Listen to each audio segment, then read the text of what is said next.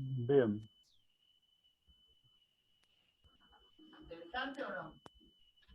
Eh, sí, con ¿cuál es? Sí, la reunión de la, con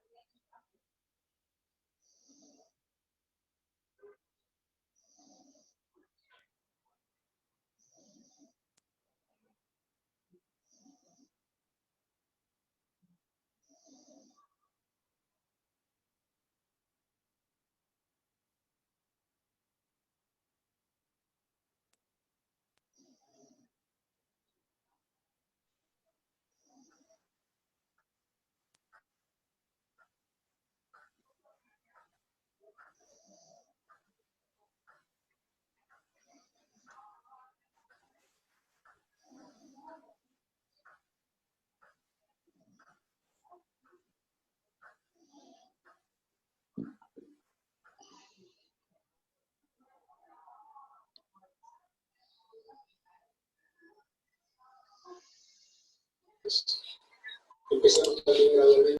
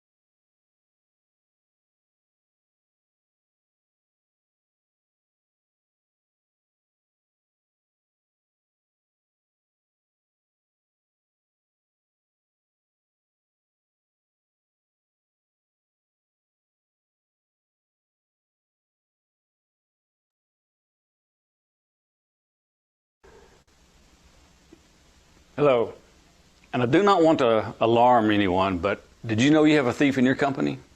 Absolutely. He walked right through the front door this morning, right through the lobby, back into that production floor, and began stealing your money. What's his name? His name is Downtime.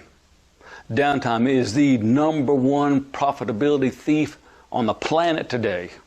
Why?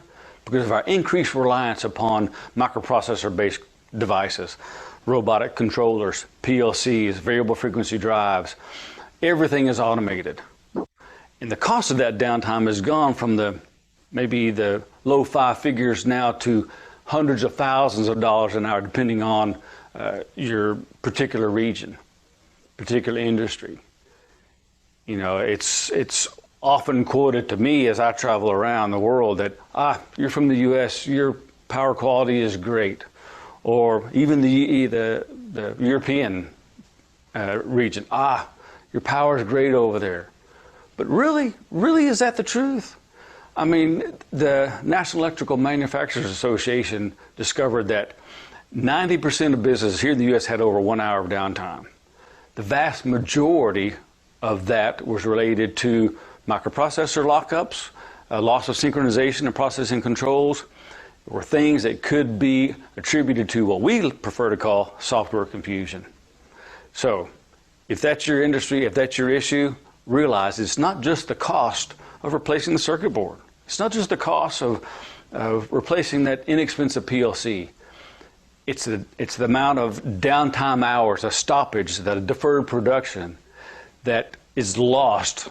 It's the amount of time spent in meetings to discover what the loss was. In electronic maintenance, you need to be proactive to eliminating the root cause of failures. And so often, that's improving the power quality or improving the reliability of your electronic infrastructure. So I invite you to check out our website at ecsintl.com, look at our technical articles page, or give us a call at 817-483-8497 and chat with one of our technicians, one of our sales engineers. They'll be happy to walk you through some scenarios of how our product mix can help reduce your downtime and improve your profitability. If you're a facility manager, if you're a production manager, and you're tired of being yelled at in the monthly meetings because quotas aren't being met, let us talk to you about reducing that downtime. Let us make you a hero. We're talking about returns on investment that can be as short as just a few days. We have lots of testimonies to back that up. So again, thanks for tuning in. Have a great day. Give us a call. ¿Qué es lo que es un curso?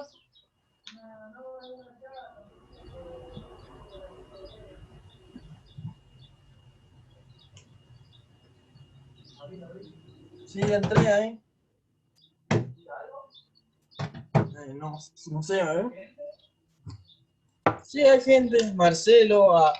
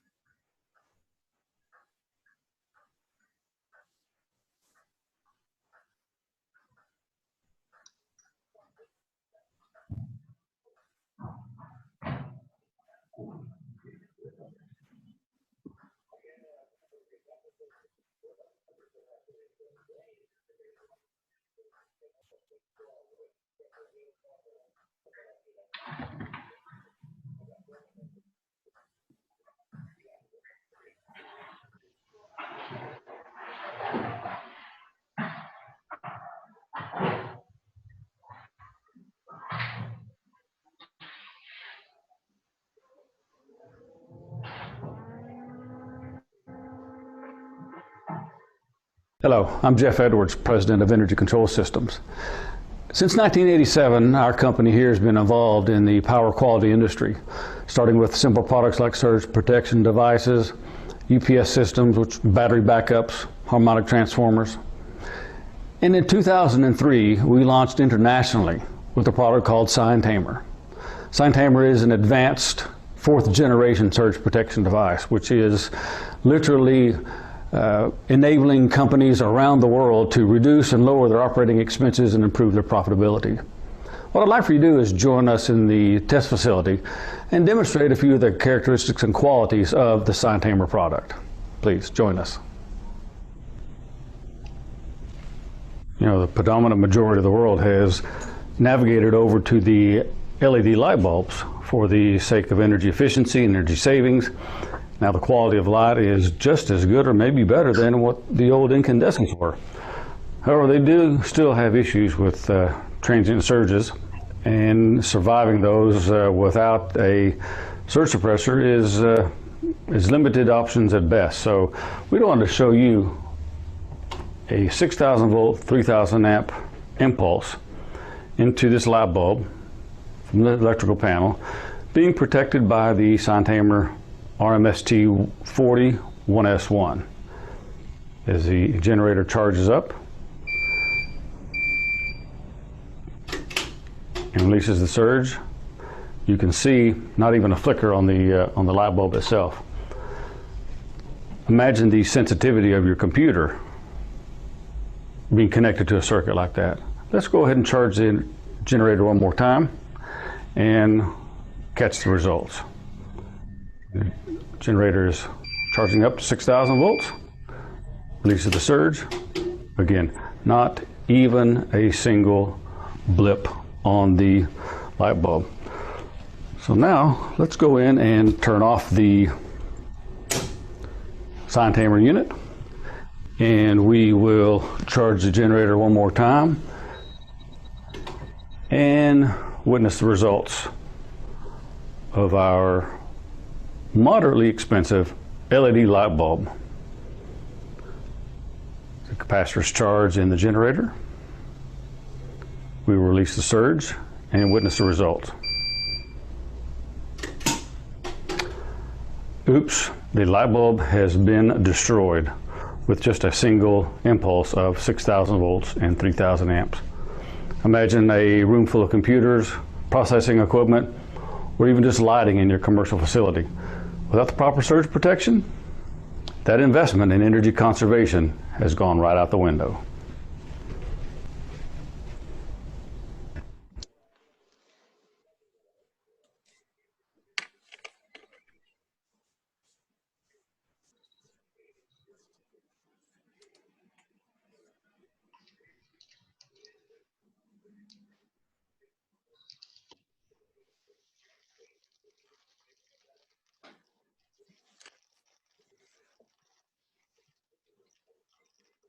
Hola. Hola, hola. Hola. Hola. A ver.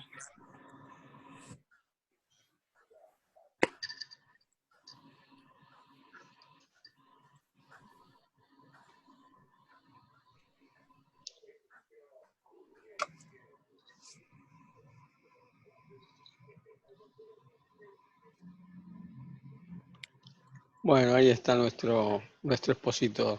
Ricardo, Buenas bienvenido. tardes, ¿cómo estás, Eduardo? Bien, bien. Bueno, ya nos queda poco tiempo, estamos listos para empezar cuando sea el momento.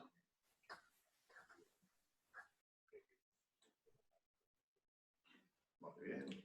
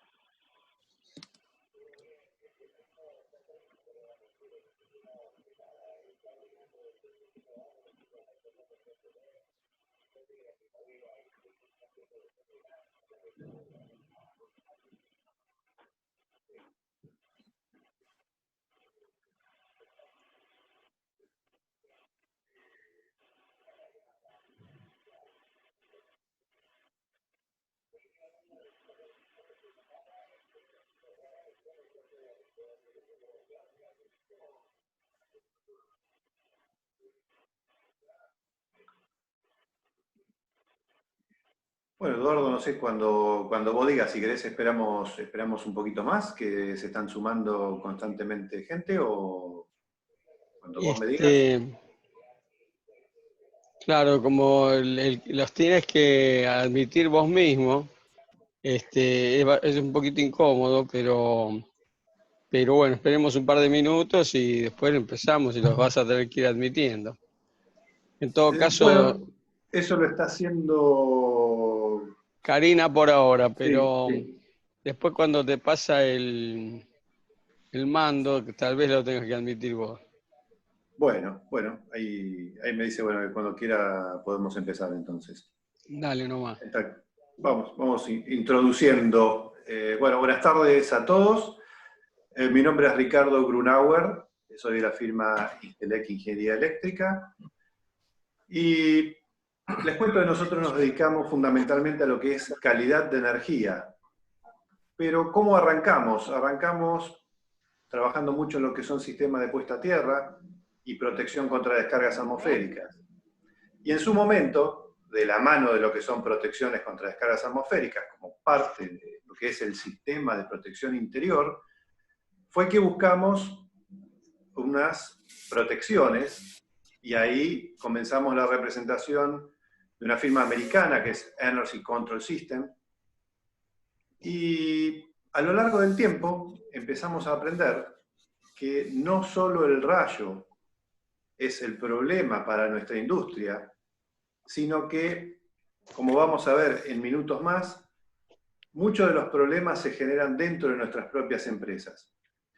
Y empezamos a complementar todo lo que es calidad de energía con el estudio de armónicos, filtros de armónicos pasivos de origen de origen canadiense como Mirus, de origen alemán como Revcon, y de origen sueco como los de ADF, que son filtros activos.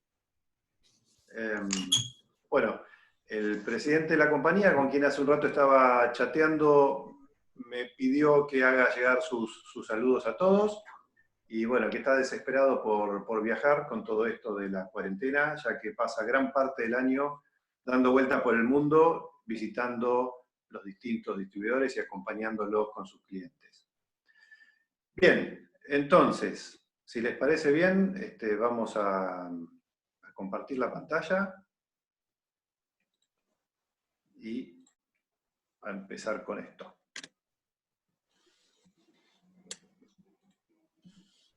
Muy bien.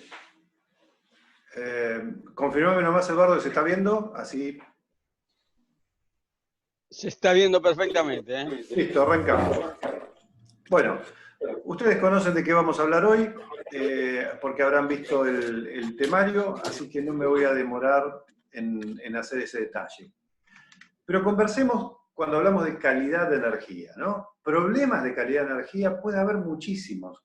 Cuando tenemos salida de energía, cuando tenemos los SAC, cuando tenemos transitorios, cuando tenemos subtensión, sobretensión, ruido en la línea, variaciones de frecuencia, transitorios por conmutación, distorsión armónica, y cada problema tiene su solución.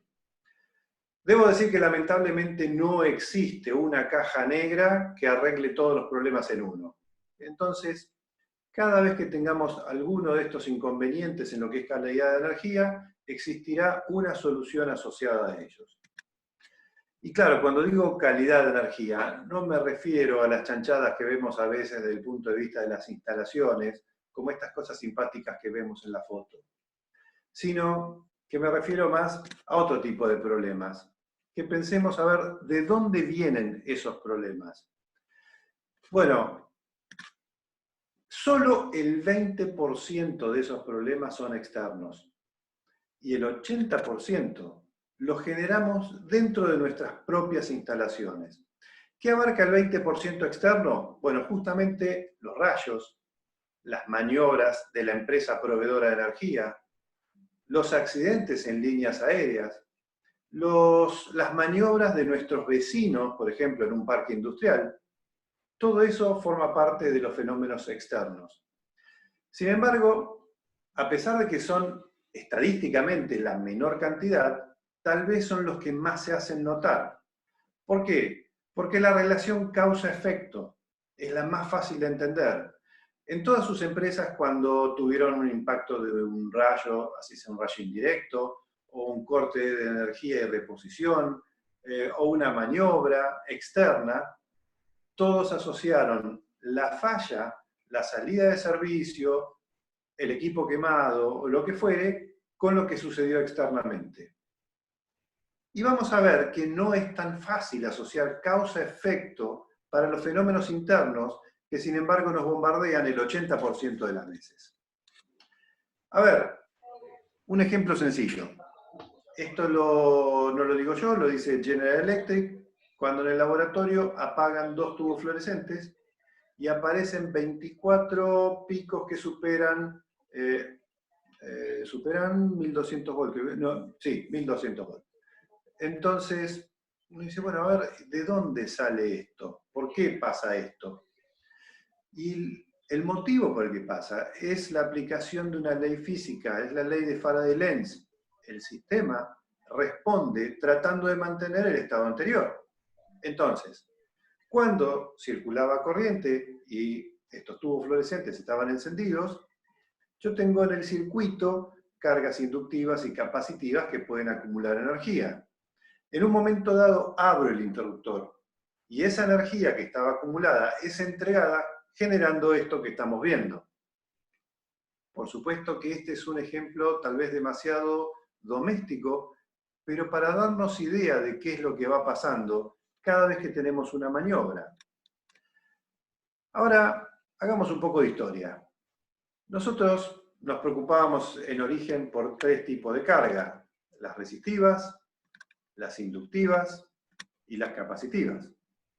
Entonces, digamos que conocido esto, el problema y la solución, simples. El triángulo de potencia, conocido. El mantenimiento, también muy simple. Preventivo, predictivo. La compensación del factor de potencia, también muy simple. Justo teníamos todo esto bastante claro. Pero pensemos un poquito y miremos este ejemplo que usa mi amigo Aglieto en sus presentaciones para poner como idea de lo que fue la evolución de los últimos ¿Qué hace, años. Alito? Me llamaste, estaba justo hablando. A ver, en tal caso les pido que muteen sus micrófonos y después cuando llegue el momento de las preguntas los desmuteen y no sean tímidos. Pero ahora para que se escuche mejor. Vean esto, en el año 79, un disco rígido de 250 mega pesaba casi 250 kilos. En el año 2016, una tarjeta de micro SD tiene 256 gigas, no mega, 256 gigas, y apenas pesa 1/4 de gramo.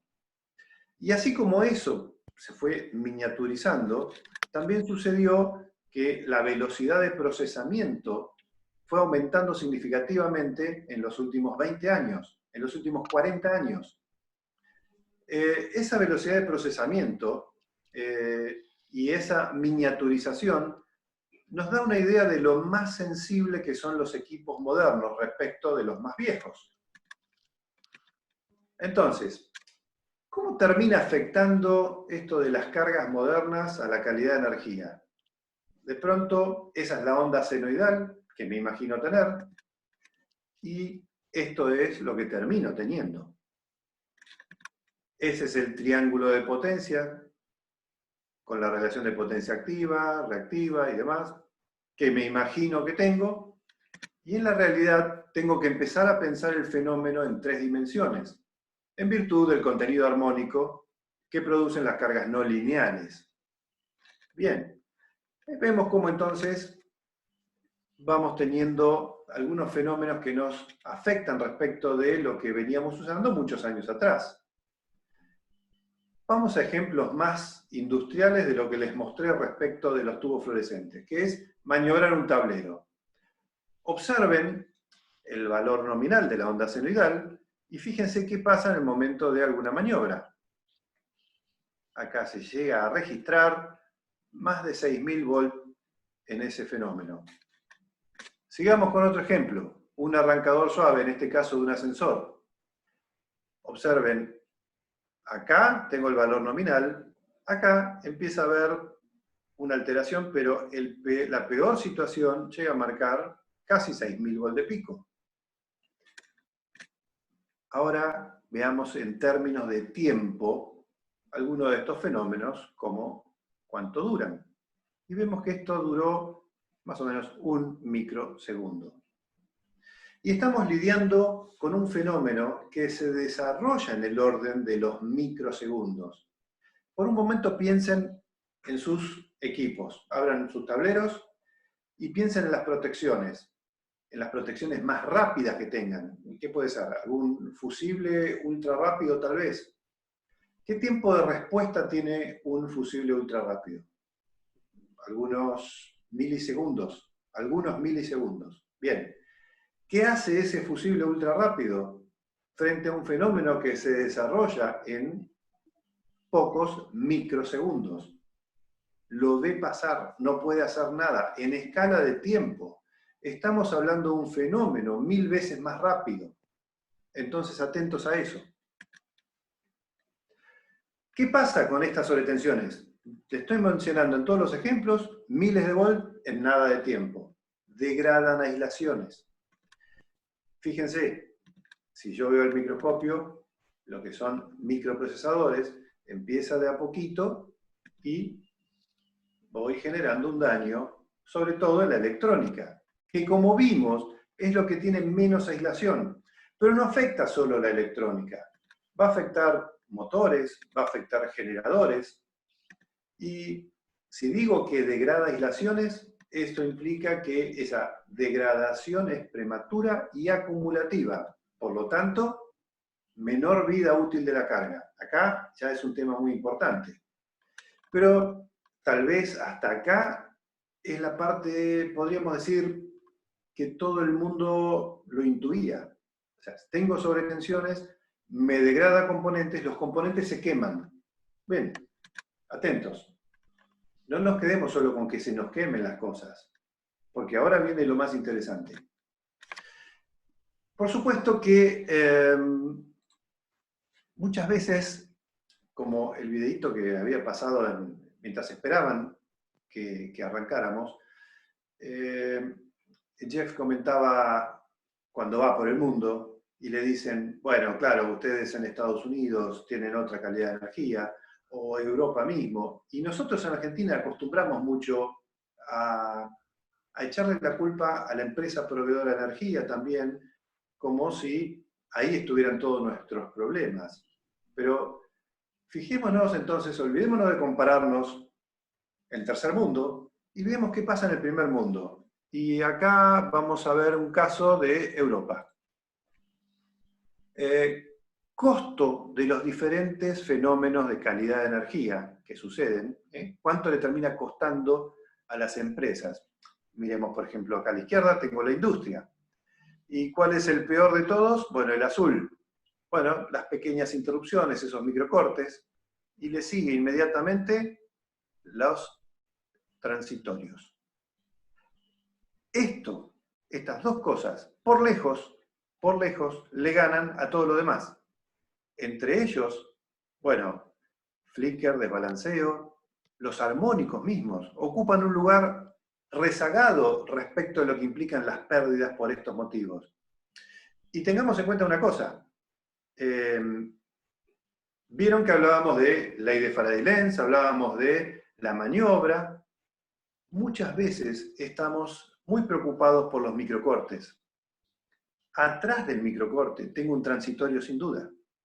Entonces, bueno, acá es lo que dice que le cuesta a los europeos 151.000 millones de euros.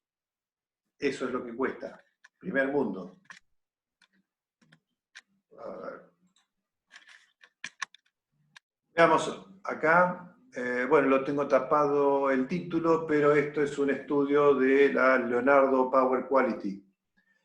Y acá lo que habla es de qué consecuencias de calidad de energía se destacan. Como ven, es bastante parecido en lo que es industria y servicios, pero si nos concentramos en la industria, de lo peorcito está en pérdidas de programas, en equipos de procesos, daño y colgadas de computadores, daño en motores y otros equipos de procesos. Ahora, vuelvo a insistir, estamos hablando de Europa. A diferencia de nuestro país, en Europa tienen en muchos casos reglamentariamente puesto que las acometidas tienen protecciones contra sobretensiones transitorias. Ahora, pensemos 2 minutos. Si en esos países tienen muchas protecciones contra transitorios instalados y tienen pérdidas por este motivo, algo está pasando con la tecnología de la protección y con el problema moderno de la electrónica que no está siendo bien resuelto. Cambiémonos a otro continente. Vamos a hablar ahora de Estados Unidos, de la NEMA y este relevamiento hecho en el mercado, donde vamos a preguntar qué tipo de daños han ocurrido. Bueno, hay distintas respuestas y distintos porcentajes. Ahora bien, dentro de esas respuestas y esos porcentajes, vamos a concentrarnos en... ¿Dónde están? Ahí. 70% ha experimentado algún tipo de confusión de software. Entonces, fíjense que este 70%, no estoy hablando de cosas que se queman. Por eso dije, bueno, que las cosas se quemen es más o menos lo que todos imaginamos. Degradación prematura, vamos bombardeando con sobretensiones y decimos siempre que eso tiene un efecto, para compararlo, y muchos que me han escuchado esta comparación, para entenderlo comparado con la medicina, es el colesterol. ¿Por qué? Yo les mostré que lo que era apagar 2 tubos fluorescentes, o lo que era una maniobra de un ascensor, o un tablero. Bueno, hay otras que son conmutación de un banco de capacitores. Pero todo el mundo inauguró una planta y le fue perfecto. Y estas cosas pasan constantemente y no pasaba nada. Pasan con el tiempo. Es como por eso tener el colesterol alto. No hay síntomas. No hay nada que no pueda hacer. Pero si no tomo medidas para frenar ese problema que es el colesterol, a la larga voy a tener consecuencias. Bueno, con las sobretensiones transitorias pasa lo mismo. Pero, listo, esa parte se entendió. Lo que no somos conscientes es de esto que estamos hablando ahora. Confusión de software. Acá no se quema nada. Acá es un problema de colgadas. Entonces, esto nos lleva a analizar ¿Cómo estamos encarando la protección contra sobretensiones transitorias? Es la misma evolución que hemos hecho nosotros como empresa en el trabajo. O sea, no nos concentremos únicamente, solamente en pensar en los rayos, solamente en pensar que vamos a atenuar desde la acometida hacia el interior, protegiendo equipamiento eléctrico, protegiendo instalaciones, porque ya, si somos una empresa que tenemos que facturar, vamos a tener que tener continuidad de servicio, no de las instalaciones, de los equipos. Entonces pasemos a preocuparnos por el equipamiento electrónico, cómo llegamos a los microprocesadores y cómo protegemos el software, no solamente el hardware. No me interesa ya solo que las cosas no se quemen y salgan de servicio. Las cosas salen de servicio porque se cuelgan, porque se desprograman, porque tengo un comportamiento errático que no puedo explicar. Entonces eso, ¿por qué es importante? Sencillamente, lucro cesante, salida de servicio no programadas. Entonces, si tengo en cuenta esto de las salidas de servicio no programadas, también hay un reporte de NEMA que nos va a decir, si vemos de acá para adelante, 90% de las empresas sufrieron más de 1 hora de inactividad.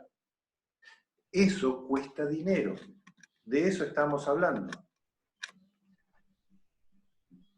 El lucro cesante en sistema de tecnología le cuesta a los americanos, a los negocios americanos, 700.000 millones de dólares anualmente.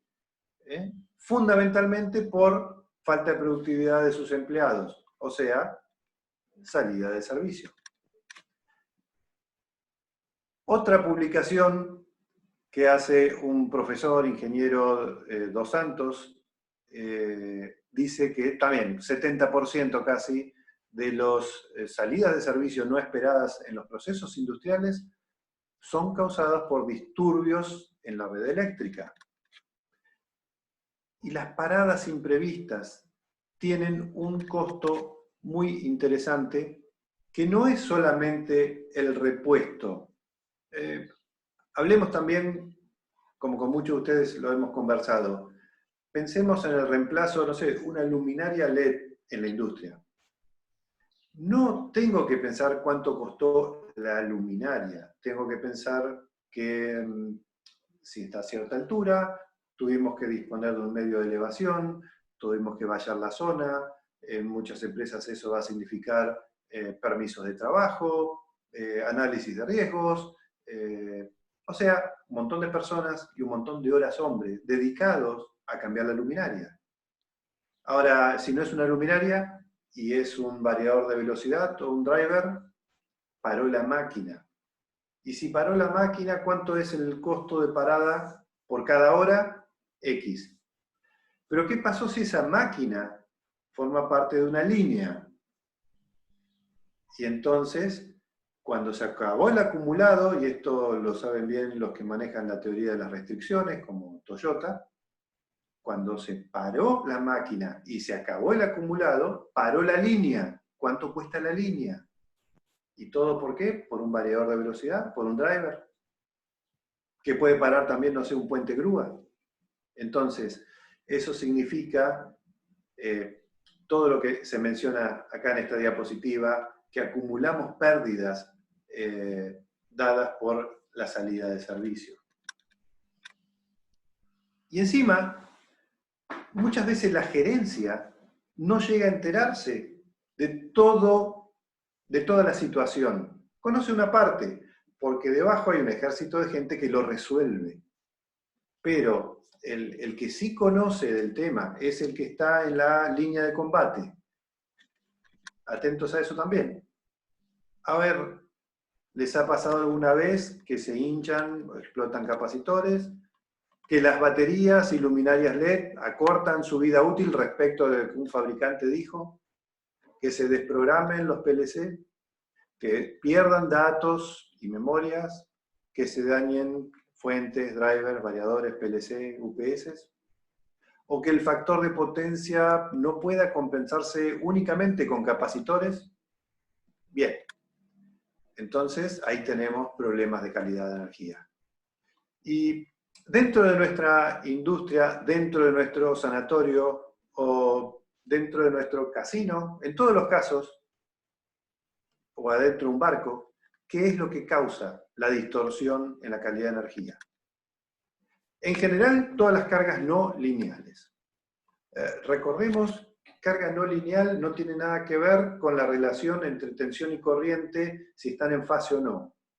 Porque uno puede estar en fase, puede estar uno atrasado respecto del otro, como cuando vemos cargas capacitivas, inductivas, pero eso no es un problema de linealidad. O sea, siguen siendo lineales, si así fuera, porque uno acompaña la forma senoidal del otro, antes o después. La carga es no lineal cuando la forma ya no tiene nada que ver entre la tensión y la corriente. Entonces, ejemplo, variador de velocidad o arranques suaves, fuente switching, conmutación de banco de capacitores, ¿ve? Ahí tengo una maniobra. En general, cualquier entrada y salida de cargas, contactores, relés, van a producir entrada y salida de cargas. Microcortes. Todo esto va a causar distorsiones. Entonces, ¿cuál es mi expectativa? Otra vez, la onda senoidal, muy bonita. ¿Cuál es la realidad? Eso que estoy viendo es tensión. Esto que estoy viendo acá, corriente, en un variador de velocidad con rectificador de 6 pulsos. Ahora bien, no sé si logran ver mi mouse, pero si yo cuento en un rectificador del variador de velocidad de 6 pulsos, ¿no? Si yo cuento 1, 2, 3, 4, 5, 6 transitorios por ciclo. En este caso, aparecen como de 800 volts. Ahora, si yo tengo 6 por ciclo en 50 Hz, es 1.080.000 transitorios por hora. ¿Ven lo que es el colesterol? O sea, 1.000.000 por hora, un variador de velocidad funcionando.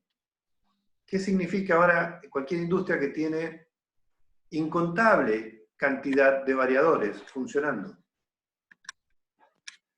Ahora, dentro de lo que conocemos como normas, hay dos grupos principales. La IEEE, el Instituto de los Ingenieros Eléctricos y Electrónicos de Estados Unidos, y el Comité Electrotécnico Internacional, que es Europa, la IEC. Aclaremos que nuestras normas, IRAM, y también la reglamentación AEA, como son miembros, socios de la IEC, básicamente respetan la normativa IEC, por eso no lo nombro como una normativa aparte, o sea, es parte de estos dos grupos. Si bien son dos grupos, yo diría que básicamente son muy similares, casi totalmente similares, excepto en una cosa. ¿En qué se diferencian? Fundamentalmente en un caso, que es el caso que consideran para los rayos.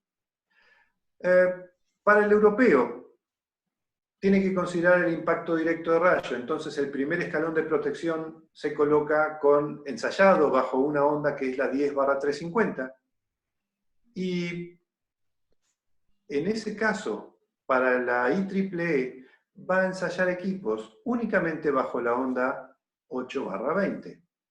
Entonces, esa es la principal diferencia y es únicamente en el primer escalón de protección.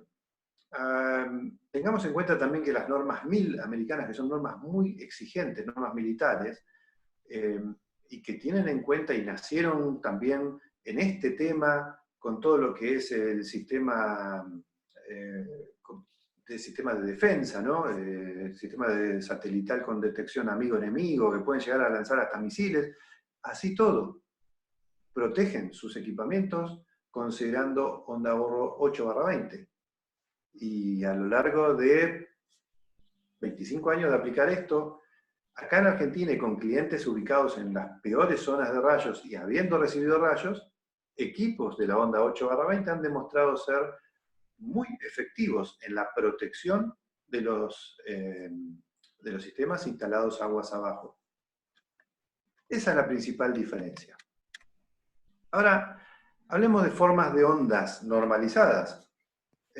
Ya una vez que nos metemos en lo que es clase 2 de la IEC, eso es exactamente lo mismo que trabaja las normas ANSI y EEE. Entonces, esa onda, que es la que llamaban así 8/20, ¿qué quiere decir? Eso se llama onda combinada. Es 8/20 en corriente de cortocircuito y 1,2/50 en tensión a circuito abierto. Por eso es combinada, son esas dos cosas. Eso es lo que es igualito. El otro punto que es distinto y aparece en la ANSI es una onda oscilatoria amortiguada llamada ring wave de 100 kHz. Esa forma de onda imita los transitorios generados internamente en el mundo real.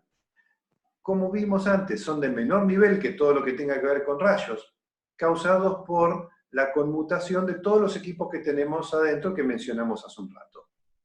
Ese tipo de forma de onda no está considerada en la IEC, como tampoco considera la exposición de los equipos sometidos a transitorios y ruidos repetitivos, pero que son los que nos terminan sacando de servicio y dando el lucro cesante.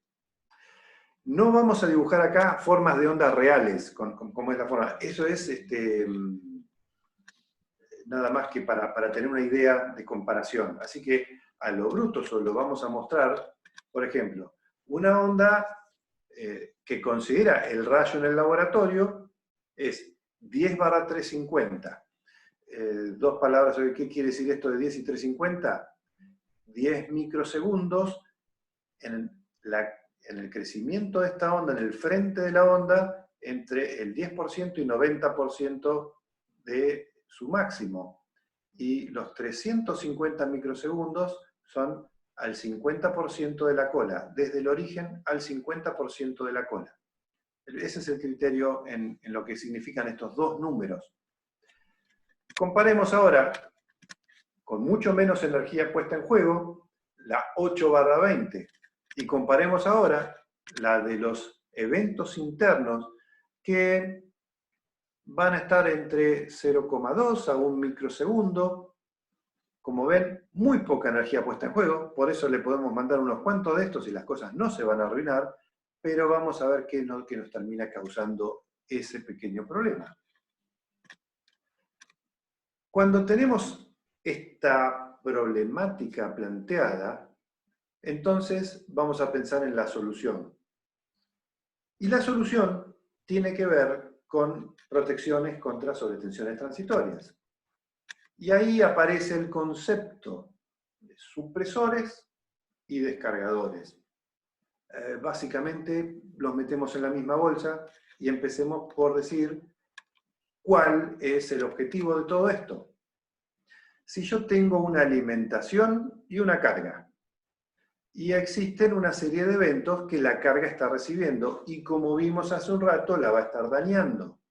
Bien, la idea es que en este camino yo ponga un dispositivo de protección contra sobretensiones transitorias, de forma tal que permita absorber y disipar y derivar la energía excedente para que no dañe la carga. Ese es el objetivo que tenemos en todos los casos. Básicamente, para hacer este trabajo, el componente común que tienen todos estos equipos es el varistor de óxido metálico. ¿Cómo va a funcionar el varistor? Cuando la tensión alcanza un determinado umbral, tensión de cebado, dicho a lo bruto, el varistor, digamos que se va a poner en cortocircuito. O sea, va a cambiar su impedancia interna, además, una serie de curvas, pero lo importante es que fundamentalmente se va a poner en cortocircuito. De modo tal que permita caer la tensión y disipar energía como corresponde para proteger la carga. Ahora, veamos el tema. La idea es absorber esa energía, disiparla, pero no solo derivarla a tierra. Así que derivarla a tierra, vamos a ver en un instante, que es solo una de todas las posibilidades que pueden existir. A su vez, si yo solo descargo derivando a tierra, también puedo tener el riesgo que a través del camino ese, si presenta una elevada impedancia para un fenómeno impulsivo, de pronto haya sobretensiones que no sean derivadas adecuadamente a puesta a tierra. Y esto es interesante también para conversarlo, independientemente de la marca, modelo que se utilice. Acá el criterio es muy parecido a la protección contra rayos. Los electricistas estamos muy acostumbrados a trabajar con 50 Hz. Con lo cual, cuando conectamos tanto la puesta a tierra como todo lo que hacemos haciendo un lindo peinado de cables dentro de un tablero con los cables canal, no pensamos en 50 Hz. Y centímetros más, centímetros menos, 50 centímetros más, 50 centímetros menos, la verdad no cambia nada. Ahora, frente a un rayo, o frente a una sobretensión transitoria, o sea, frente a un fenómeno impulsivo, sí cambia la cosa. Porque ya no me interesa tanto la resistencia de ese camino, sino el concepto de impedancia. Así que, atención a eso. Muchas veces una tierra de muy baja resistencia, pero alejada, no es precisamente lo más conveniente. Sería mejor que sea un poquito peor la puesta a tierra, pero que esté cerca, para estos fenómenos que estamos hablando. No estoy hablando en esto de protección de la vida humana a 50 Hz. Atención, que no es el mismo concepto. Vamos ahora entonces a los caminos que tiene una protección contra sobretensiones transitorias como posibles caminos. Y vemos la primera diferencia entre los descargadores que encontramos en el mercado, la mayoría de las veces en un formato de Rieldin, donde en un sistema trifásico con neutro estamos acostumbrados a ver una configuración tetrapolar, o sea, 4 módulos. Esos 4 módulos pueden tener 2 formas de conexión. A veces es como el que estamos viendo ahora en el gráfico, o sea, las 3 fases contra el neutro y el neutro contra tierra, lo que se llama 3+1, o también puede ser todas las fases contra tierra y el neutro contra tierra. En cualquiera de los 2 casos, yo tengo 4 caminos discretos, o sea, con componentes discretos protegidos. 4 caminos. Hagamos de cuenta que por esto que llaman fase A, en línea R, pongámosle, aparece un evento transitorio. Si aparece un evento transitorio, en cualquiera de las 2 formas de conexión, yo tengo un único camino con capacidad para derivarlo. Ese único camino va a tener su limitación en cuanto a los kiloamperes, digamos así, que puede soportar como máximo ese camino, y no voy a tener condiciones ideales de equipotencialización en el instante en que tengo que generar la descarga. Ahora, en un sistema trifásico con neutro, yo tengo 10 caminos posibles. Las fases entre sí, las fases y el neutro respecto de tierra, y las fases contra el neutro. Si sumamos, hay 10 caminos. Entonces, vamos a poner el mismo ejemplo que poníamos hace un rato. Si yo tengo un evento en la fase A y tengo componentes discretos de protección en los 10 caminos posibles, si lo pensamos es como si tuviera 10 modulitos. Si yo tengo esos 10 módulos, entonces, frente a la misma situación que planteábamos recién, en lugar de tener un camino para disipar, tengo 4 caminos. Esto me da, primero, mayor capacidad de descarga, porque si yo tengo X cantidad de kiloamperes en cada uno de los modos, voy a tener mayor capacidad. Segundo, voy a tener menos estrés en cada uno de estos componentes. Y tercero, voy a tener mejores condiciones de equipotencialidad en el instante que me interesa tener la equipotencialidad. Tengamos en cuenta una cosa, y otra vez esto se parece, así sean transitorios internos, se parece a algo que usamos en protección contra rayos. En protección contra rayos y en puesta a tierra, el principal criterio para protección de la vida humana, ¿cuál es? La equipotencialidad. equipotencialidades. Pase lo que pase, si todo levanta el potencial parejo, yo como persona no tengo riesgo. ¿Mi riesgo cuándo aparece? Bueno, cuando tengo la posibilidad de tocar dos masas, que de pronto una tenga una falla y están ambas masas conectadas a puestas a tierra diferentes, y yo al mismo tiempo las toco, eso es un riesgo para mí. Puedo tener el riesgo de lo que es tensión de paso, tensión de contacto. Entonces, todos esos riesgos son por diferencias de potencial.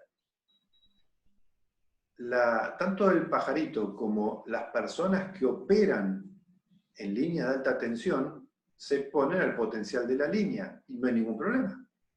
El problema, o sea, se electrocutan cuando aparece la diferencia de potencial. Entonces, volvamos a nuestros componentes que queremos proteger. Nuestros componentes, en lugar de electrocutarse, lo que vimos que sucede es que se pincha la aislación. O sea, la aislación no es superada, su rigidez dieléctrica es superada por la tensión que aparece instantáneamente. ¿Cómo protejo la carga para que no se dañe? Bueno, lo mismo, buscando la equipotencialidad en un instante. Como no puedo unir fase neutro-tierra todo junto en forma rígida, tengo entonces protecciones que hacen ese trabajo tal vez en menos de un nanosegundo para un fenómeno que se desarrolla en microsegundos. Y la carga ni se entera. Y la carga ni se entera. Bien, esa es una gran diferencia, la cantidad de caminos protegidos, que se llaman modos de protección. Vamos a la segunda diferencia, que es esto de umbral fijo versus red de atenuación en frecuencia, o lo que antes se llamaba rastreo de la onda senoidal, o en algunos casos filtros activos, pero hay que entender la diferencia entre un filtro y lo que es la red de atenuación en frecuencia. Vamos a un caso real. Esto es una imagen tomada de una máquina de frío. Como ven, hay pequeñas perturbaciones a lo largo de la onda senoidal, pero vamos a preocuparnos en ampliar ese pedacito que les estoy marcando. Cuando lo ampliamos, ¿qué notamos? 1, 2, 3, 4, 5, 6, 7, 8, 9. 9 falsos cruces por seno. Atención, que eso es una cosa que sí a la lógica le empieza a afectar. Porque muchas lógicas están asociadas a que acá cuenten 0 y acá arriba cuenten 1. Pero si yo tengo donde pensaba cruzar una vez, acá, pensaba cruzar una vez el 0 y lo estoy cruzando 9 veces, entonces estoy en problemas, porque esa lógica va a tener alguna consecuencia en lo que estábamos hablando de confusión de software. Veamos esto como idea gráfica. Tengo una red con perturbaciones. Lo que hace el varistor, lo que trabaja en la parte varistor, es lo que recortamos esas sobretensiones por arriba y abajo ahí de un umbral.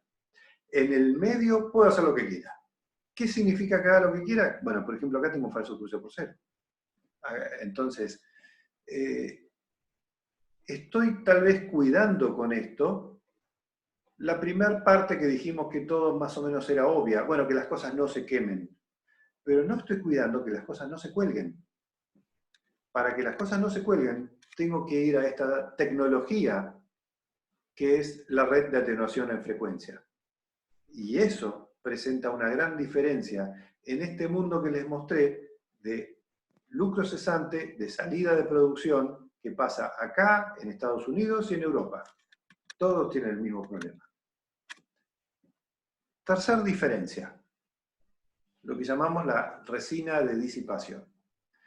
Si abrimos un supresor de transitorios, vemos que está como poteado y uno dice, esto debe ser para que no lo copien. En realidad no es para eso. Esa resina tiene que ver con la disipación de calor. ¿Por qué? Dijimos, ¿cómo funcionaba el varistor? Lo primero que comentábamos. Supera el umbral entra en cortocircuito. Y cuando entra en cortocircuito, ¿qué sucede? Se calienta. Y cuando se calienta, bueno, el varistor se degrada. Entonces, el varistor, con el propio funcionamiento, va a generar calor, que a su vez lo va a degradar. Entonces, la performance, que es decir, cuánto va a dejar pasar, a lo largo del tiempo va a ir empeorando. La resina de disipación y este desarrollo especial ha tenido que ver con mantener la performance del equipo durante muchísimos años y garantizar eso en términos de tiempo, a tal punto que, vamos a ver después, este es el origen de una de las próximas diferencias que vamos a completar, que tiene que ver con la garantía. Bien. Ahora, no alcanzaba con decir, bueno, ponemos la resina y aseguramos 15, 20, 25 años de garantía porque permite disipar energía de una forma novedosa donde no se van a degradar los varistores. Porque hay un punto no tenido en cuenta en todo eso, que son los fenómenos no transitorios. O sea, mientras sean transitorios, bienvenido, y esto va a funcionar millones de veces por hora, que esa es una de las preguntas que a veces uno se está haciendo. ¿Sí? ¿Y esto cuando actúa qué pasa? Nada, puede estar actuando, no lo vamos a notar. Dijimos que un variador de velocidad producía 1.080.000 transitorios por hora, y esto va a estar 1.080.000 veces trabajando por cada hora y no pasa nada. Ahora, como digo, bienvenidos los transitorios, pero en la red yo empiezo a tener otros problemas. ¿Qué pasa si tengo un corte en un neutro de una carga muy desequilibrada y de pronto en el corrimiento del centro estrella una de las tensiones llega a superar el umbral de actuación de un equipo de estos? Bueno, lo normal entonces es que el equipo actúe, pero esta vez, como el fenómeno no es un fenómeno transitorio, quiere decir que no dura microsegundos, sino que ya cuando va por varios milisegundos, lo que sucede es que se daña los varistones, inmediatamente. Pero en la mayoría de los casos, cuando pasa eso, se dañan de una forma muy escandalosa, donde vemos, como está acá en el medio, bueno, equipos que prácticamente explotan, se prenden fuego. Para que eso no suceda, los equipos trabajan con una tercera pata. Acá hay un sensor térmico a nivel componente. ¿Qué va a hacer ese sensor? Cuando la temperatura llega a un punto que ya es crítico, va a desconectar al varistor para hacerlo antes de que pueda suceder que estalle o se prenda fuego. Y uno dice, bueno, a partir de ahí sí nos quedamos sin protección. Sí, si hubiera estallado, también. Entonces, es la salida más elegante para el caso de que suceda algo que no es un transitorio. Esto está ligado también a la certificación de equipos en UL 1449, cuarta edición. Esa norma, hasta hace un rato estábamos hablando de condiciones de performance, ¿no? Modos de protección, esto todo, ¿para qué? Para cuidar la carga. A la norma, esta UL 1449, cuarta edición, no le importa nada cuán bueno es el equipo protegiendo. Se concentra en condiciones de seguridad.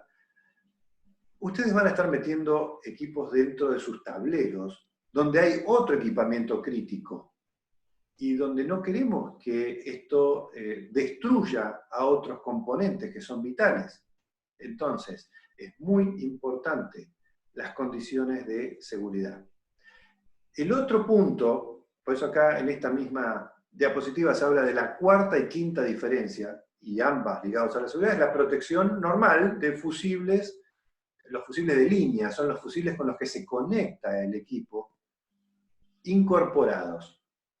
Fusibles de alta capacidad de ruptura que nos permiten conectar directamente los conductores, por ejemplo, a la barra, después de la salida del interruptor principal, sin necesidad de agregar un equipo de desconexión y protección. Uno dice, ah, bueno, ¿esto es para ahorrarse un componente externo? Bueno, si bien lo ahorramos, no es el objetivo principal. Es una consecuencia, y está buena. Pero ahorramos espacio y fundamentalmente ahorramos longitud de conductores. Vuelvo otra vez a lo que mencionaba sobre la impedancia y la descarga impulsiva. Cada centímetro de conductor, y esto es para cualquier marca, para cualquier modelo, no estoy hablando de Saint-Emmer, esto es importante tenerlo en cuenta, cualquiera que instale dispositivo de protección contra sobretensiones. Cada centímetro que hay, desde la protección al punto que lo voy a conectar, vale oro. Cada curva que yo esté haciendo, vale oro. Todo eso tiene que evitarse. Lamentablemente a veces no vamos a poder ponerlo en el lugar que más cómodo quede y que peinemos todos los cables dando un montón de ángulos rectos, porque eso va en detrimento del funcionamiento de este y de todos los equipos que quieren cumplir esta función. Entonces, lo que está muy bueno es que no agregar, por ejemplo, una base portafusibles NH o cualquier otro tipo de dispositivo de protección y desconexión, significan varios centímetros de ahorro en la longitud de la conexión, desde el supresor hasta el punto de conexión. Y eso está muy bueno, más allá de lo que signifique ahorrarse ese componente. Sexta diferencia, y esto un poco lo adelanté, y fue consecuencia de la resina de disipación. Los equipos de tableros tienen entre 15 y 25 años de garantía total. Ahora, cuando uno dice total, no estamos acostumbrados a escuchar o a entender qué quiere decir. Estamos acostumbrados a escuchar y ver escrito garantía por defecto de fabricación. Garantía total significa, o sea, garantía por defecto de fabricación. En este tipo de cosas, bueno, ustedes lo conocen y esto es muy parecido, no sé, a todo lo que es electrónico. Si no falló de entrada, difícilmente falle. Entonces, cuando te dan garantía por defecto de fabricación, te pueden dar un montón de años que no te están dando nada. Porque andá a demostrar dentro de 5 años que era un defecto de fabricación cuando funcionó 5 años. No existe. Garantía total es pase lo que pase. Pase lo que pase es, me equivoqué en la conexión, cayó, no sé, un rayo en algún lugar que superó la capacidad de disipar energía del equipo y se dañó. Lo que fuere, no pasa nada. Durante todo el periodo, todas las veces que sea necesario, el equipo es reemplazado sin cargo en Estados Unidos. En Argentina el único cargo es flete y nacionalización, pero eso es un valor muy, muy bajo, o sea, es despreciable frente al valor del equipo. Durante todos esos años, pase lo que pase. Entonces, hemos visto 6 diferencias importantes, y resumiendo qué tiene esta tecnología de cuarta generación en protecciones, es, por supuesto que tiene varistores, al igual que lo tienen todos los descargadores también, pero tiene esta red de atenuación en frecuencia, que era lo que nos permitía evitar los falsos ceros y falsos unos en la lógica, la resina de disipación, que es lo que nos permite mantener la performance a lo largo de los años, sensor térmico incorporado en cada varistor, lo que nos da una condición de seguridad frente al colapso de la unidad, frente a condiciones que no son transitorios, fusible de línea incorporado que nos permiten conectar directamente el equipo a barras, y un tema de diseño. Bien, vamos ahora a ver cómo termina esto en las instalaciones. Y por supuesto que tenemos todos la idea, lo mismo que si escuchamos hablar de protección contra rayos, del concepto de protección en cascada. Y protección en cascada es, bueno, acometida, tablero seccional, carga.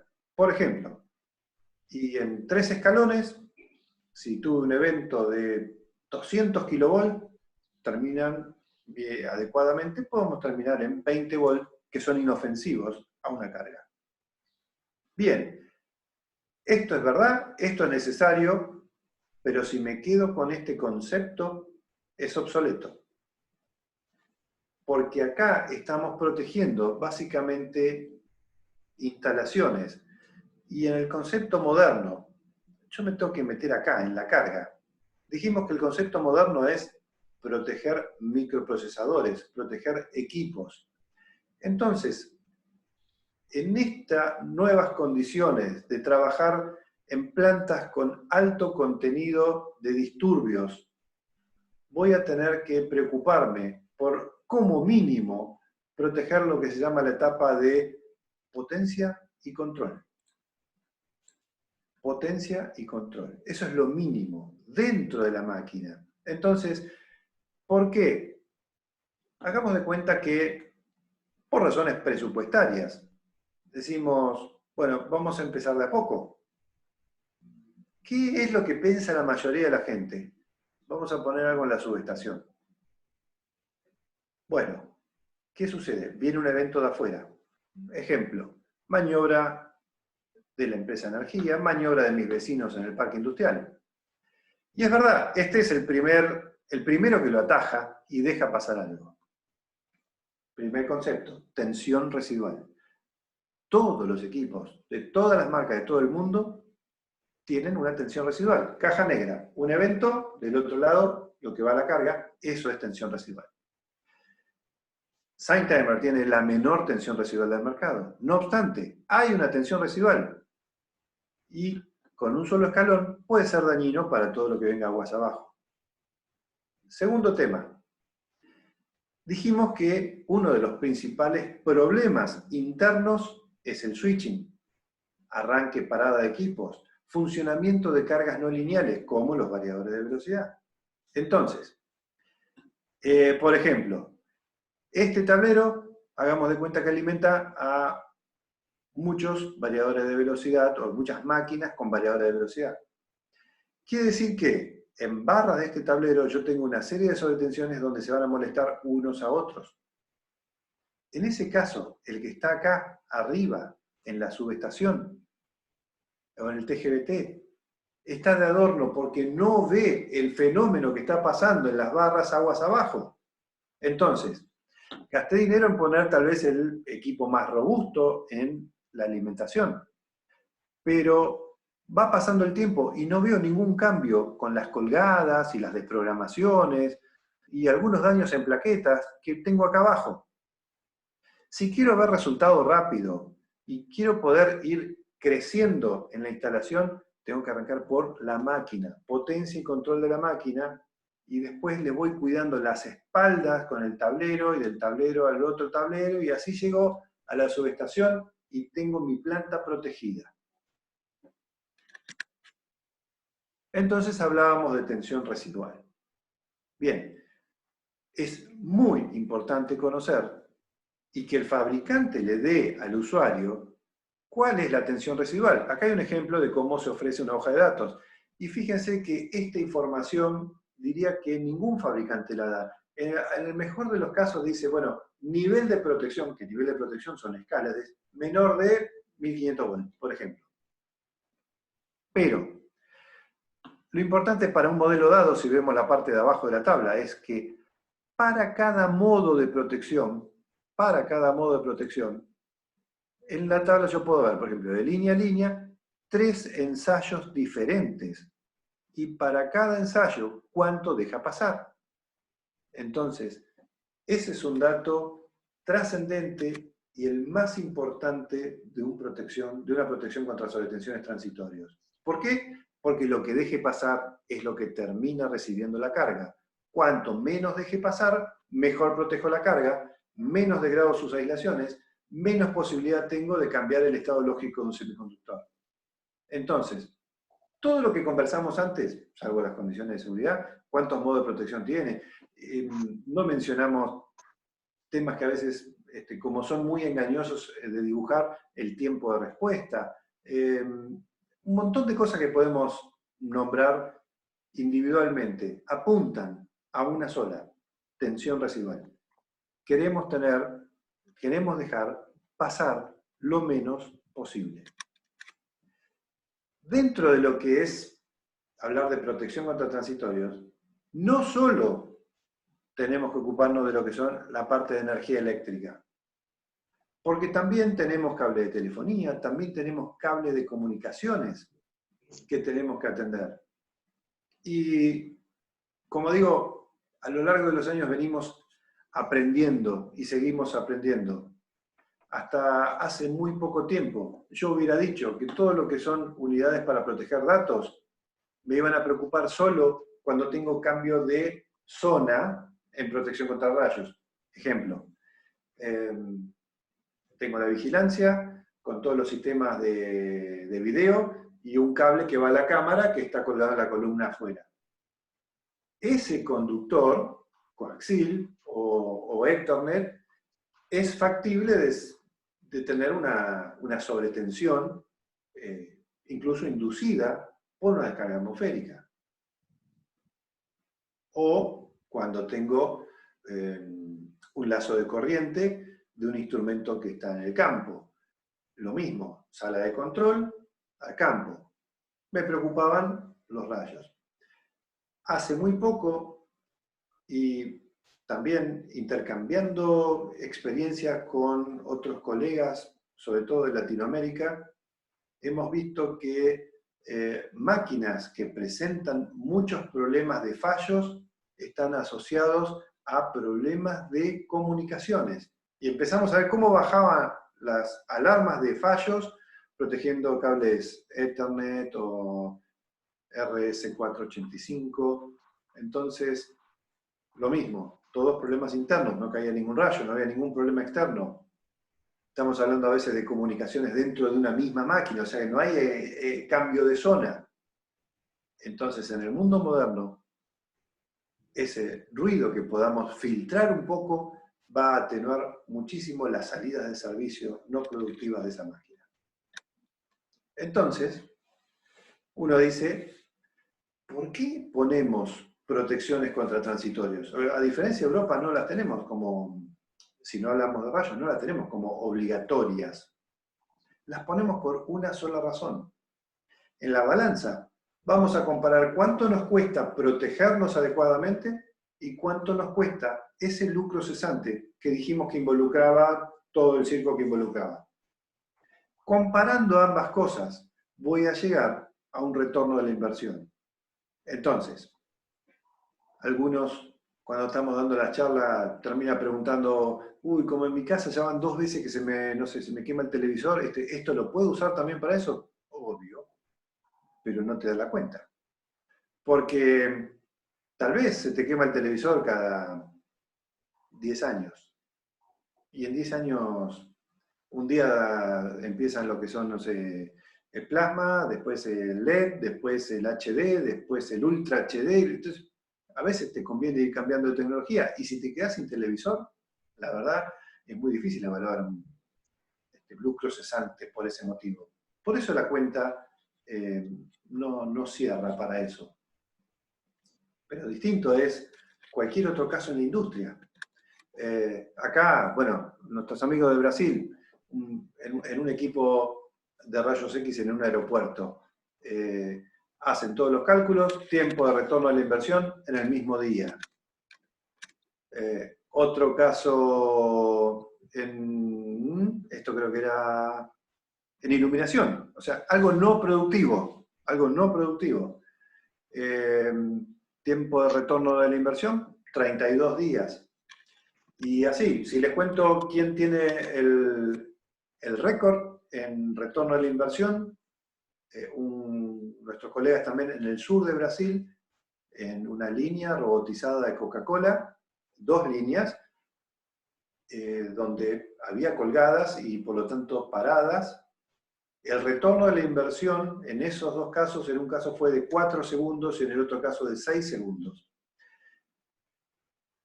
Dejemos de ver esto como electricistas.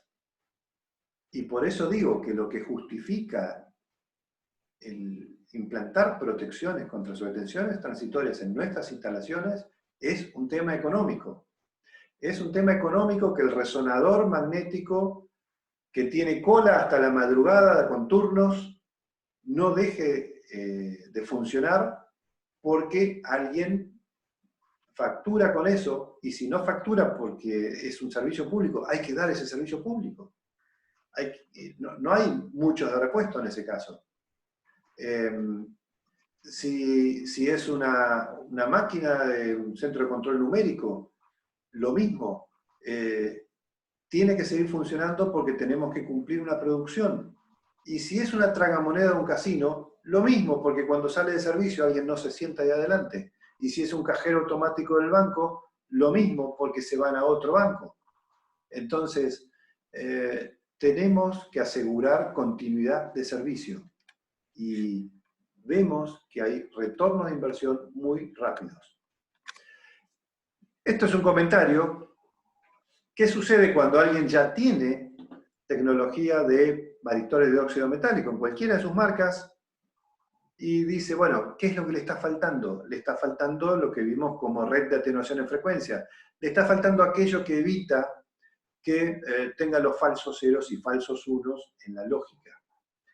Bueno, para eso hay un complemento que es este filtro contra disturbios transitorios, que solo no sirve para nada, sino que, como lo vemos en esta foto, se conecta a un descargador tradicional y complementa entonces, mejorando muchísimo el desempeño. Bueno, ahora espero, si no llega a andar el audio o algo así, me avisan enseguida, pero vamos a ver unos ensayos comparativos. Primero, vamos a ver justamente varistores de óxido metálico de los típicos en módulo de Rieldin. Lo que tienen adentro, los varistores propiamente dicho, no hay muchos fabricantes en el mundo. Tanto incluso los Saint-Timer como los de todas las marcas deben tener los mismos. O sea, si vamos solo al varistor, el comportamiento, no nos fijemos en la marca, es más o menos el mismo. No puede haber mucha diferencia en eso. Pero nosotros estuvimos conversando sobre el criterio de protección en cascada. El criterio de protección para decir, bueno, potencia y control. Y ahí llegó el control, es la entrada de la fuente switching, por ejemplo, que alimenta el PLC. Si bien lo que está en este ensayo, Jeff lo relata en inglés, es simplemente eso. Va a haber una cascada de 2 niveles de categoría 2 de protecciones que van a ser ensayados entre línea y neutro con un pequeño impulso que emite sobretensión de origen interno de 1000 volt aplicado en el cruce por cero. O sea, si tengo la onda senoidal, en los 180 grados de la onda senoidal. Y vamos a ver lo que pasa.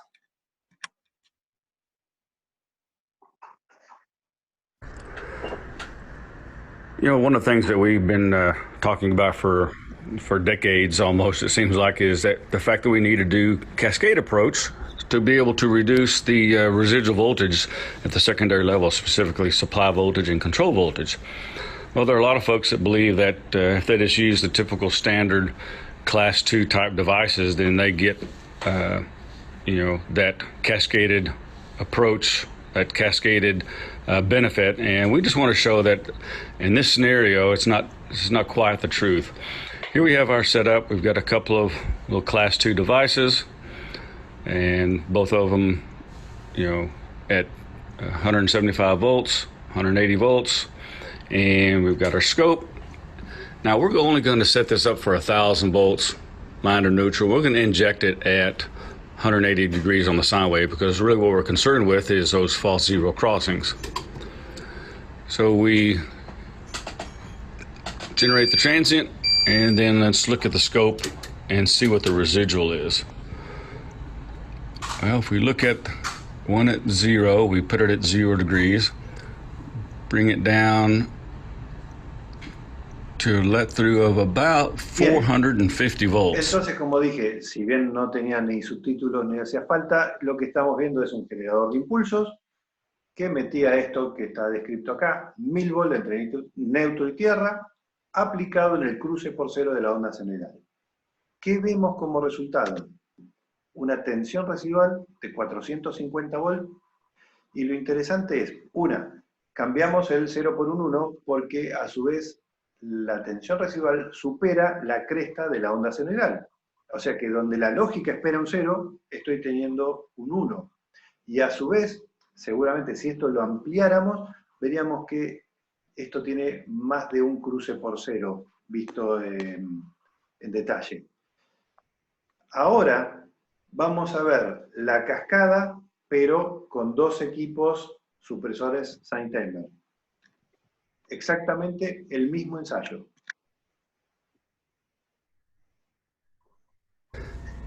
Now, let's do something else here. Let's dial this down to 1,000 volts. And let's inject it at 0 crossing and see what the difference is. 1,000 volts at 0 crossing, and we'll see what happens. Well, as you can see, there is about 8 volts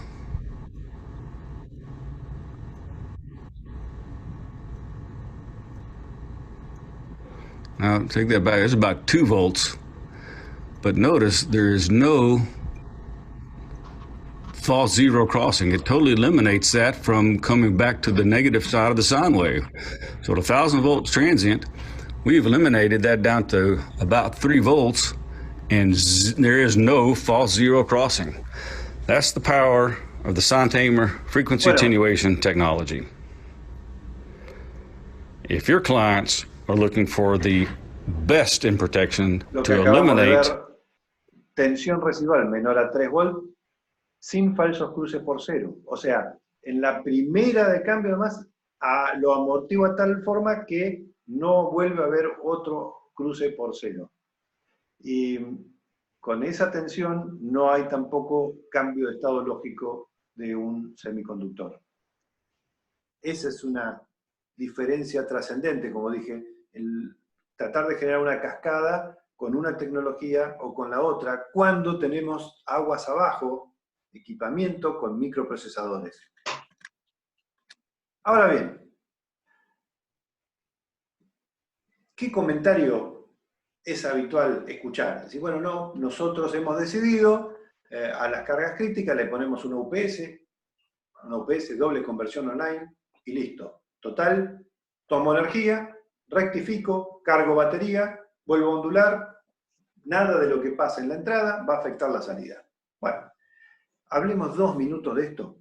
Primero, otra vez, no lo decimos nosotros, sino IBM, en un estudio que hace relevando 200 sitios durante 2 años para ver qué causas originan daño en los equipos. Vamos a ver que 1 de cada 10 es alta, baja tensión, falta de suministro, pero que eso sí lo resuelve muy bien la UPS, como dije al principio de todo. Cada problema tiene su solución. Y la UPS, en su nombre lo dice, Sistema Ininterrumpido de Energía. Asegura la tensión regulada y asegura continuidad de servicio. Ahora, 9 de cada 10 problemas que terminan causando daños son transitorios en sus distintas formas. Y miremos un poquito qué pasa cuando aparece un transitorio línea tierra en la entrada de una UPS respecto de su salida. Esta vez nos va a hablar Juan Chávez, que es el vicepresidente de la empresa para Latinoamérica, y como es peruano, esto es en español.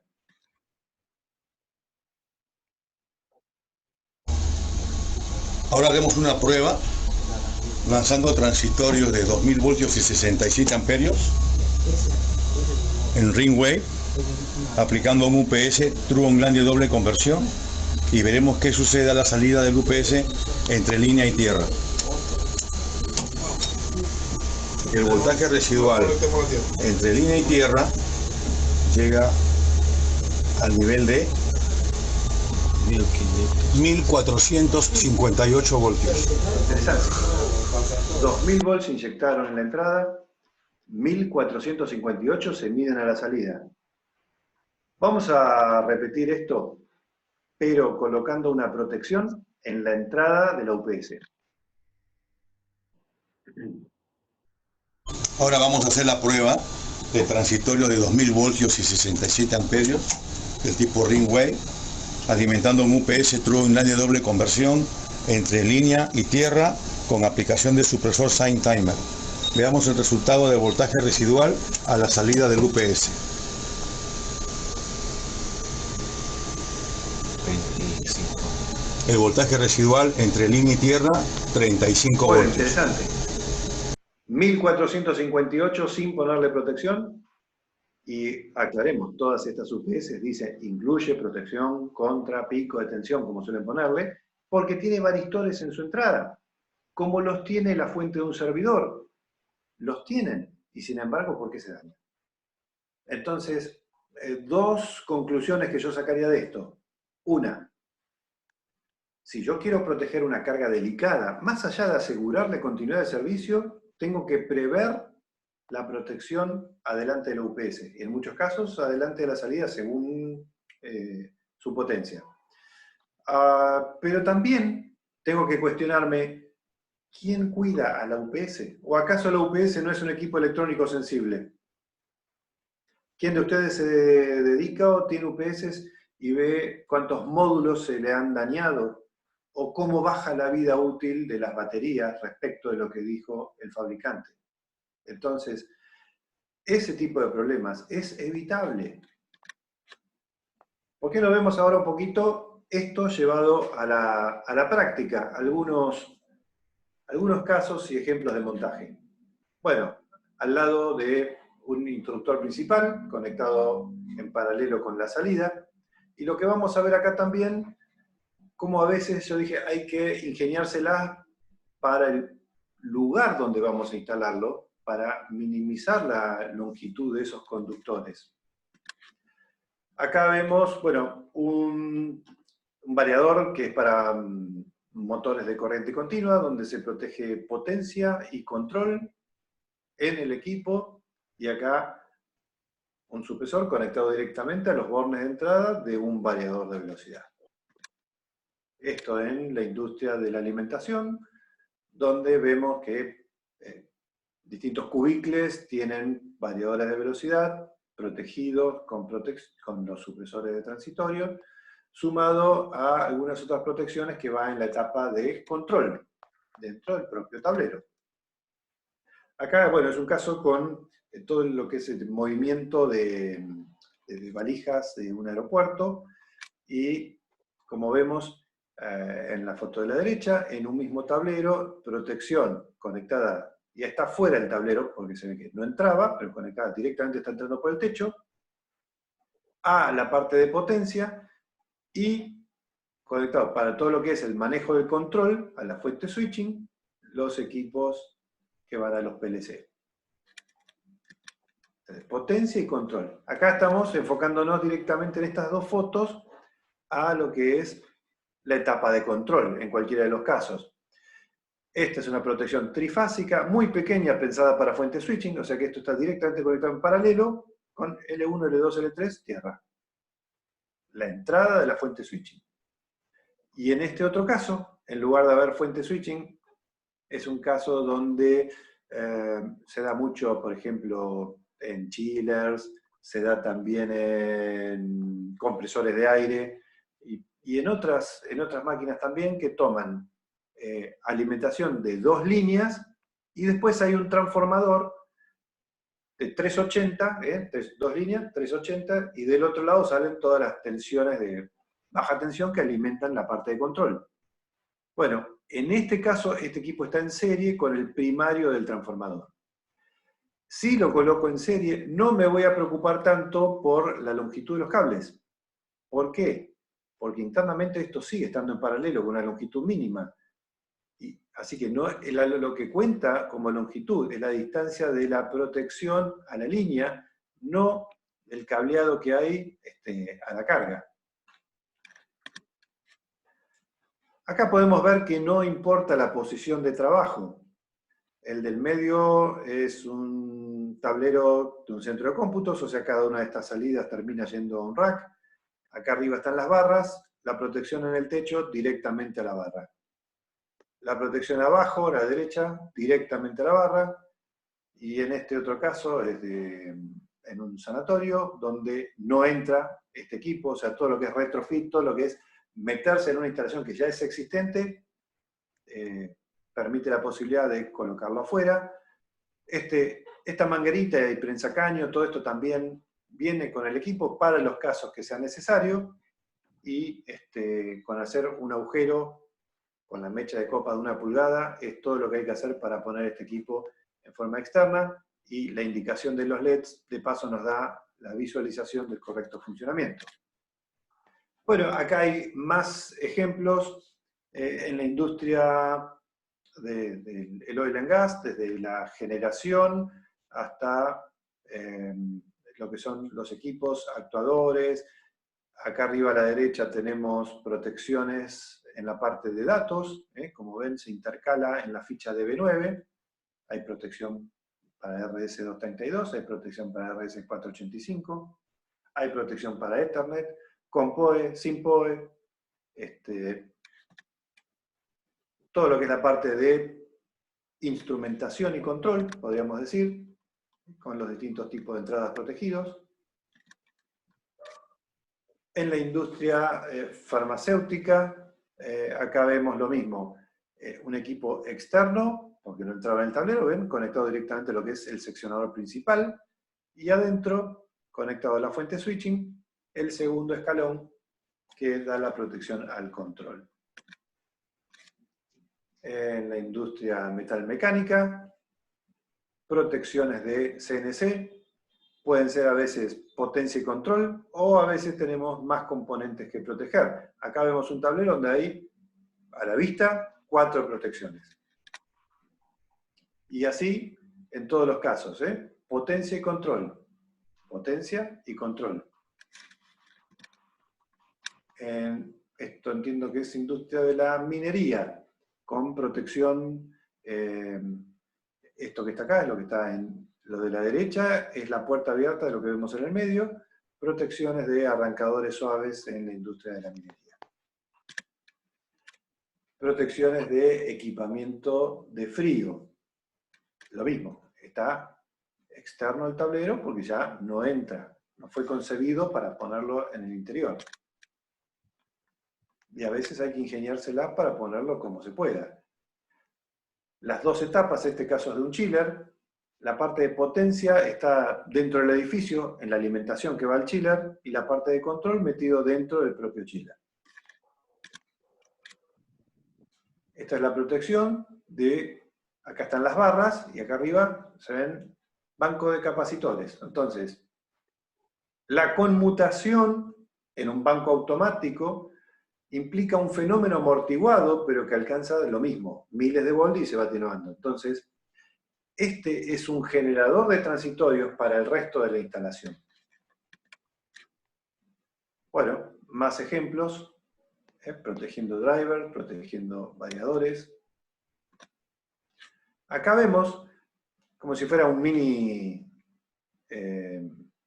CCM, o sea, en el seccionador principal, una protección en potencia. Y en cada uno de estos pequeños variadores de velocidad, una protección.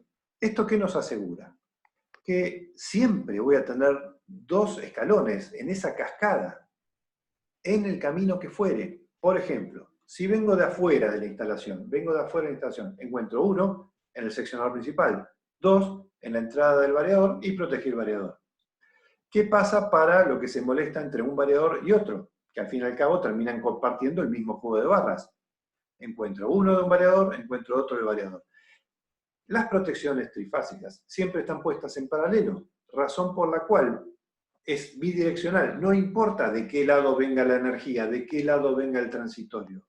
Esto va a evitar que el variador de velocidad, que está parado en las 2 veredas, es un equipo sensible a los transitorios y al mismo tiempo es un equipo que genera transitorios y me va a arruinar otros. Entonces, si pienso en el resto de la instalación, acá lo mismo. Tengo uno junto al variador, otro en el seccionador y me voy al resto de la instalación. Entonces, vea como lo vea, siempre pasé por 2 etapas. Acá estamos viendo un reconectador de media tensión. El propio reconectador, con su funcionamiento, está generando una maniobra. Y en la parte de baja tensión, donde tiene toda su lógica, se dañan los equipos. Y esto es muy a menudo. Lo mismo, va un primer escalón en potencia, en ese gabinete que es solamente de baja tensión, y un segundo escalón de control cuando va directamente a la alimentación de la parte más sensible. Y esto ha dado excelentes resultados. Excelentes resultados, tenemos pruebas en Argentina, y puedo mencionar, no sé, lugares como Maracaibo, en la industria petrolera, en reconectadores de media tensión, donde hay rayos, digamos, es importante el nivel cerámico que tiene, como también en México. Bueno, esos fueron algunos ejemplos en la parte de montaje y donde siempre respetamos lo que es potencia y control. En tal caso, dejo de compartir un segundo la pantalla para tener un momento de preguntas. Todas las que sean fáciles las respondo yo, las difíciles o encontraremos al voluntario. Es hora de que todos se habiliten el micrófono y pregunten. Sí, ¿qué tal? Buenas tardes. Raúl Bravo, trabajo en Telecom, justamente en mantenimiento de equipos de energía. Sí. La consulta, ¿qué costo aproximado tiene el producto de ustedes en su presión de transitorios? Bueno, depende de cuál, porque tal vez, a diferencia de lo que en una vez estás acostumbrado, que son módulos de Rilding, tenemos, yo creo que son 8 carillas en la lista de precios, de un renglón abajo del otro de modelos. Pero te podría decir, como idea de magnitud, en el 99% de los casos, si bien hay una variedad importante de posibilidades, el 99% cae entre algo de casi $700, equipo monofásico con 25 años de garantía, y hasta 2.000 y pico de dólares o 3.000 como mucho en la parte trifásica. Bien, en caso de hacer el pedido, ¿hay un tiempo de entrega? ¿Usted ya tiene disponibilidad en Argentina? ¿Cómo se manejaría eso? Los equipos más habituales tenemos stock, y lo que no tengamos, lo típico es que dentro de los 30 días está acá. Perfecto, muchas gracias. Gracias a vos. Y una cosa importante cuando hablamos de precios. Sería interesante dividir el costo por la cantidad de años de garantía, que nos da una especie de cuánto nos cuesta estar protegido por año. Porque en otras marcas, cuando se daña, hay que ir a comprarlo de nuevo. Y tal vez lo que pareciera ser más económico termina siendo más caro. Hola Ricardo, Ernesto Peña de Celomat, ¿cómo estás? ¿Qué tal, Ernesto? ¿Cómo te va? Bien, bien. Una consulta un poquito más técnica a lo mejor. En aquellos cruces por cero, esos falsos cruces por cero que vos mencionaste en varias oportunidades, que eso podían afectar en algún momento a los equipos lógicos que toman el cruce el 0 o el 1. Ahora, esos cruces tan pequeños son de alta frecuencia, ¿no es cierto? O sea, debería ser un equipo bastante rápido para poder detectar ese cruce.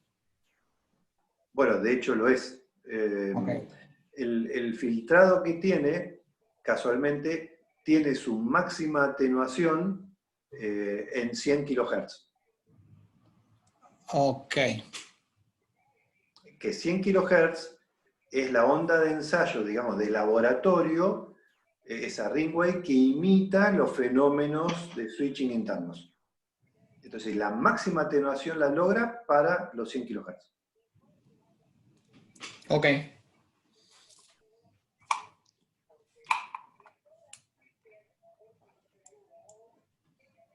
¿Otra pregunta? Anímense.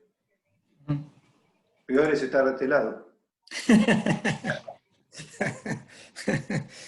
Hola Ricardo, buenas tardes. Mi nombre es Ricardo Agostinelli y quiero hacer una pregunta simple. Sí. Esto me interesó mucho y tengo algunos amigos a los que también les interesaría mucho que no están conectados en este momento. ADECA me va a permitir repetir esta presentación enviándola a otras personas para que de alguna forma, si están interesadas, tomen contacto con ustedes. O sea, ¿puedo replicar esta presentación? A ver, Bueno, Eduardo. yo le diría a Ricardo que se comunique con nosotros a la administración administración@adeca.org y vemos la grabación, Bueno. La podemos compartir. Bueno, Bien. muchas gracias. Y para aquellos casos que lo requieran, lo ofrezco como posibilidad de hacer una charla in company. O sea, hoy en día, si no es presencial, puede ser por esta vía, pero específica para alguna compañía que Por así supuesto. lo requiera. Bueno, gracias, Ricardo. Por favor. Algo que Pensemos ya que dentro de esto hay varios, a ver, en las empresas hay varios interesados, como decimos, porque esto afecta a mantenimiento, esto afecta a producción y esto afecta a sistemas, como lo más importante, ¿no? Ernesto, ¿ibas a decir algo? Sí, nosotros estamos en planta, vos conoces nuestros equipos y la planta, ¿no? Estamos ya comenzando, y hace un tiempo atrás, en el cambio, el reemplazo de todo este tema de iluminación LED, tanto en la oficina, en los depósitos y en la iluminación exterior.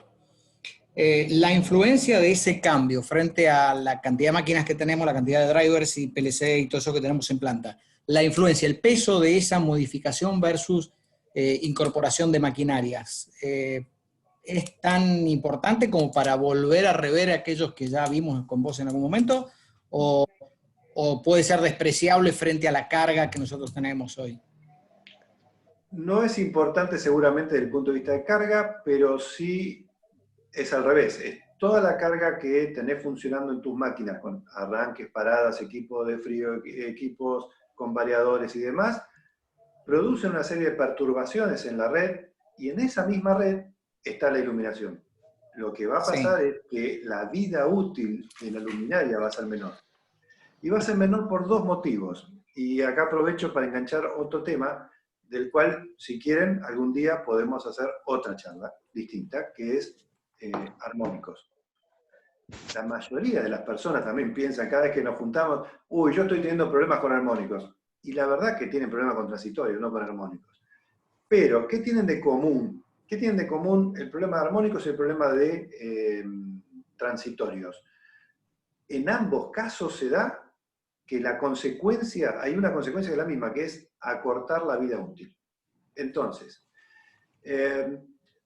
todas las variadores y demás obviamente van a estar aportando quinta y séptima armónica. Y a su vez, muchas fuentes switching y las fuentes de los mismos LED, terceros armónicos.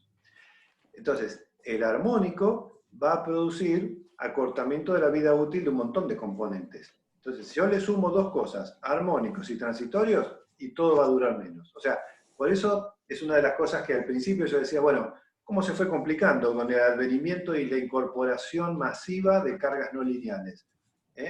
Porque de pronto también los bancos de capacitores, por culpa de las altas frecuencias de los armónicos, es que se nos empiezan a hinchar o no los podemos compensar, y tengo que pensar esto de las tres dimensiones. Entonces, lo de la iluminación LED es muy interesante desde el punto de vista de la vida útil. Que uno de los ejemplos que mostré recién, que no era productivo, justamente, era el de un caso de Brasil, donde analizaron la iluminación LED, y cómo en 32 días justificaron la instalación de los equipos. No tenés habilitado el micrófono. Desde el punto de vista de la distorsión, no me debería preocupar desde la influencia que puede generar toda esa iluminación LED dentro de la red que yo ya tengo. No debería ser por una cuestión de corriente. De corriente, eso. Claro, eso es lo mismo. De proporción, digamos, entre claro, lo que son la cantidad de drivers y lo que voy a estar poniendo, a pesar de que es mucho, porque cada uno de los tubitos fluorescentes, cada una de las oficinas, cada una de las luminarias del depósito son montones. Digo, en conjunto, en algún momento habría que volver a hacer un análisis una vez que terminemos con todo lo que es LED, o... Se puede hacer para saber cómo están parados y en la evaluación, pero en ese análisis es más bien de armónicos, no de transistores. Yo digo que sería bueno hacerlo. Pero fundamentalmente para ver qué armónicos y qué contenido tienen. Eso se hace a nivel subestación. Ahora, no creo que la iluminación LED mueva la aguja con esto. Ok. ¿Por qué? Van a tener mucho más efecto, mucho más carga, mucho más efecto. Claro. Claro. Ok. Y como que, cada vez que hablamos de THD o TDD, ¿qué tengo en cuenta en eso? Es una proporción contra la corriente fundamental o la tensión fundamental, ¿no es cierto? Y si sobre todo usamos más el concepto de TDD, va a ser con la corriente fundamental máxima. Teniendo en cuenta, digamos, corriente de cortocircuito y cuál es la corriente fundamental máxima, posiblemente sea despreciable el efecto que le agregue la iluminación. Es el ejemplo que a veces pongo con, no sé, la notebook. Si yo hago un estudio de calidad de energía en la fuente de la notebook, es espantoso lo que veo en la forma de onda. Sí. Mirá lo que está metiendo esto. Claro, ahora, la notebook en la instalación es nada. Entonces, claro, por feo que sea, no mueve la aguja. Peor eran las computadoras de escritorio. Claro. Claro, sí. A medida de la potencia eran peor. Claro, entonces lo importante es ver, justamente por eso también, cuando uno encara, por ejemplo,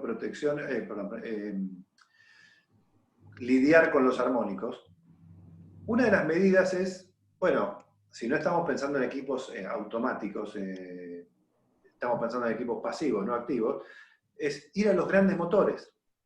Si yo voy a los grandes variadores, poniendo filtros pasivos ahí, atenúo porque voy a las grandes cargas. Esas son las que mueven la aguja. Ok.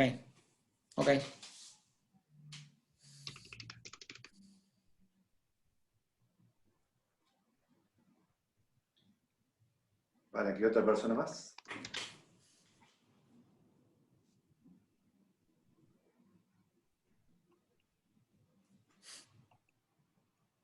Yo dije que duraba 1 hora y media y bastante bien, tengo que decir. Bien, sí, justo. Podría dedicarme a carrera de regularidad con charlas. Bueno, ahí si no estuvieron instalando algo, ¿no? Ahora me comentó Osvaldo González que pusieron algo, ¿puede ser? Sí, están haciendo unas pruebas. Están haciendo unas pruebas, ¿no? Exactamente, sí. Sí, ahí con Osvaldo teníamos dudas si todos los problemas que está teniendo últimamente en planta tienen algo que ver con bueno, otros que me comentó seguro que sí. Ese en particular, como no estaba tan seguro que tenga que ver con esto, fue que le ofrecí lo de la prueba. Ajá, sí.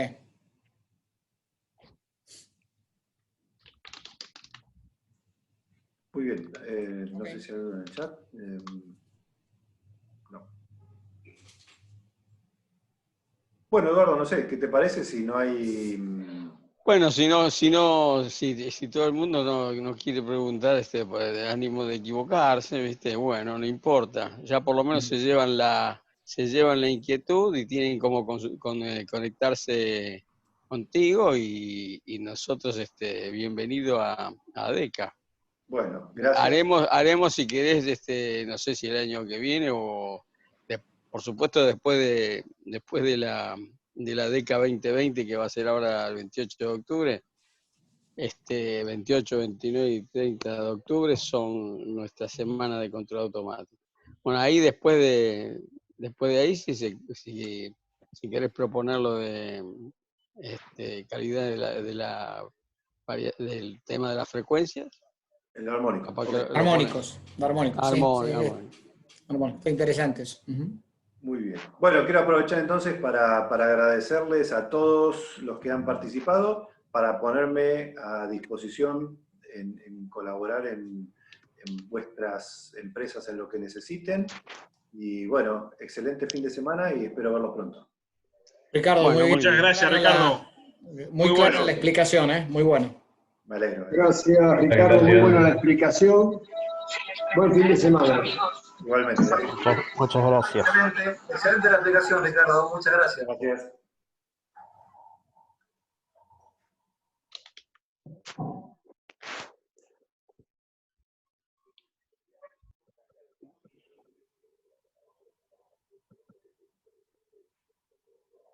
Bueno, muy bien.